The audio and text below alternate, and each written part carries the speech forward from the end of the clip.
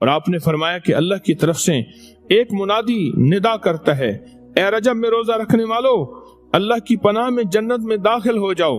اور ہاں فرمایا کہ قیامت ہوگی تو پکار مچے گی، رجب کے ماننے والے کہاں ہیں؟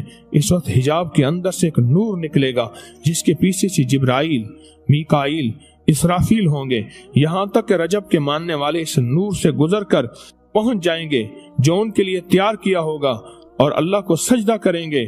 اللہ پاک فرمائیں گے تم اپنا سر سجدے سے اٹھاؤ، یہ سب دنیا میں ادا ہو چکے ہیں، اب منازل عزت کی طرف چلو، اب منازل عزت کی طرف چلو، اب منازل عزت کی طرف چلو۔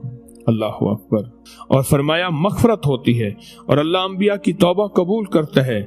اس رجب کے ایک روزے اور ایک تھوڑی سی عبادت سے اللہ اولیاء کو دشمنوں سے چھڑاتا ہے، اور 3 چیزیں اللہ کے ذمہ ہیں، معافی، باقی عمر کی عصمت، اور تیسری یہ کہ بڑی پیشی، یعنی روز قیامت پیاس نہیں لگے گی، روز قیامت پیاس نہیں لگے گی۔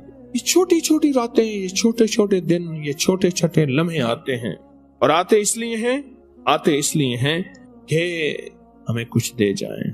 اگر اس کا غصہ ہے بھی ٹھنڈا ہو جائے، اگر اس کی ناراضگی ہے بھی ٹھنڈی ہو جائے۔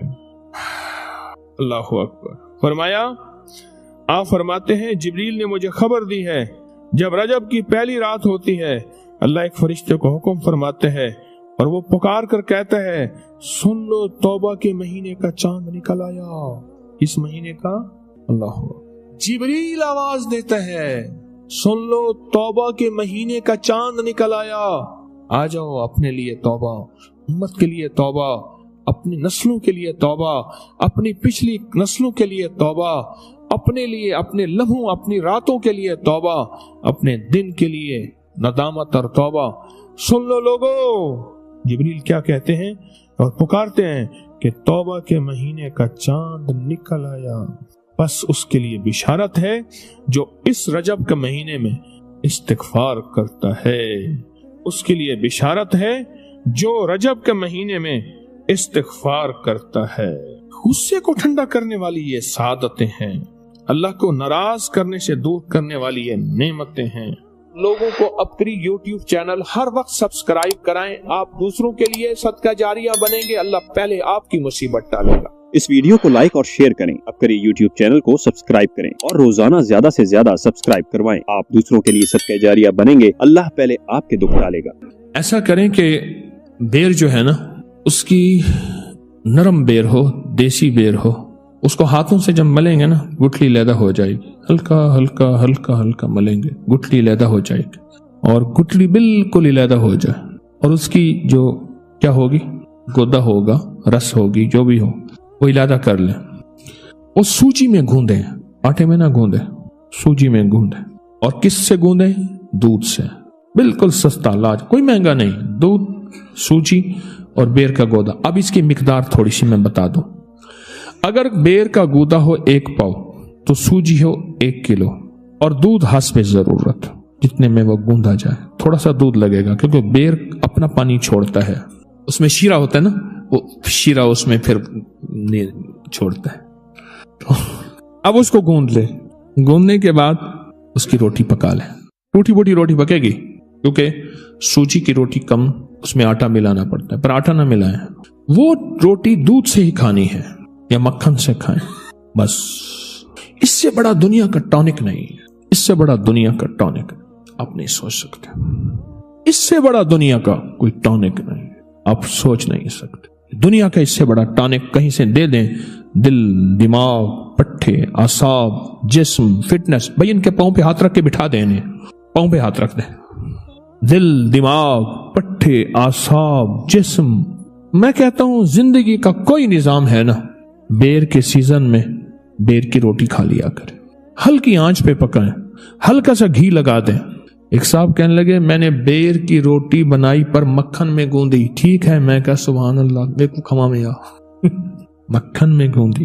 میں کہتا ہوں یہ آپ کو وہ چیزیں بتا رہا ہوں، میں نے پڑھا 999 روپے، 900 1000 میں سے 1 روپیہ کم، 999 ہے، 999 लिखा हुआ था एक बर्गर, मैं कहा जिंदाबाद, ताकि 1000 रुपए कहते ही बंदे का ऐसी आंख खुलती है ना, उन्हें 1000 नहीं है 999। इंसान की नफ्सियात है, ये छोटी छोटी चीजें हैं, ये छोटी छोटी चीजें हैं। अच्छा, मैं उस बंदे की बात कर रहा था, उसने बादशाहों के लिए दुआएं शुरू कर दी। वो बात बड़ी अजीब है, बात दुआएं शुरू कर दी। कुछ अरसे के बाद कहने लगा मेरे हालात बेहतर हो गए हैं।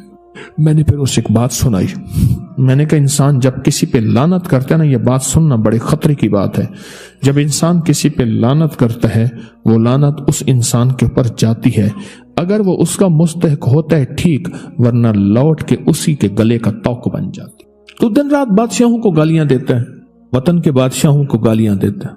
ना दे गालियां, उनके लिए दुआएं कर, उनके लिए तेरे दिल में खैरखाई के जज्बे हों, उनके लिए दुआएं कर, उनके लिए मांग, तेरे दिल में उनके लिए खैरखाई के जज्बे हों, मोहब्बत के जज्बे हों, उल्फत के जज्बे हों। एक और बात मैं आपसे अर्ज कर रहा था, वो भी भूल गया दरमियान में। एक बात और अर्ज कर रहा था, वो ये अर्ज कर रहा था आपसे कि जिसका सर तर होगा, ये दरमियान में बात भूल गया, और जिसका तलवे तेल से तर होंगे, उसकी जिंदगी में और नस्लों तक एक चीज चलेगी, नस्लों तक चीज चलेगी। हजरत अली करमल्लाहु वजह के पास एक केस आया। वो केस ये आया, एक साहब फौत हो गए बुढ़ापे में। केस आया हज़रत उमर रजी अल्लाह तआला के पास। हज़रत उमर अपने फैसले, बड़े बड़े कज़ा के फैसले, वो अक़ज़ाहुम अली, हर खुतबे में ये बात कही जाती है। तो चीफ जस्टिस थे, तो इनको अर्ज किया कि आप ये, अल्लाह ने आपको बहुत समझ फहम दी। माई एक आ गई कि मैं भी इसकी बीवी हूं। कोई निकाह के कागज, स्टाम्प, कोई परते, कोई यूनियन काउंसिल तो होती नहीं थी। उन्होंने कहा ये भी इसका बेटा है, लिहाजा मीरास में मुझे भी हक मिलना चाहिए। अब कोई गवाह नहीं था, पता नहीं था, इधर उधर से पता किया, और एक माई कहने लगी ये भी इसका बेटा है बुढ़ापे का, ये भी बेटा है। यानी एक बुढ़ापे का बेटा है, एक बुढ़ापे से पहले का बेटा था। आपने फरमाया दोनों दौड़ो दौड़ो। एक पीछे रह गया और एक जो है आगे निकल गया। आपने फरमाया बुढ़ापे का बेटा है इसलिए पीछे रह गया। नस्लों के अंदर कुव्वतें, ताकतें मुंतकिल होती हैं तो बीमारियां भी मुंतकिल होती हैं। क्यों कहते हैं हमारा ये मौरूसी मर्ज है, खानदानी मर्ज है, इस उम्र में आके हमारा ये मर्ज हो जाता है। जिसका सर और पांव तेल तर रहेंगे, उसकी नस्लों में कमजोरियां, बीमारियां, बड़ी बड़ी तकलीफें, इसकी एक लंबी लिस्ट है, बहुत लंबी, कभी अर्ज करूंगा, वो नहीं होंगी। इसके पांव के तलवे और सर तेल से तर रहेगा। याद रखिएगा, छोटा सा नुक्ता है, जो तर रहेगा हैरत अंगेज निजाम है उसके साथ। हल्का सा पांव के तलवों को तेल लगा दिया करें सोते हुए, उस दिन की, उस रात की नींद देखें, सुकून देखें, चैन देखें।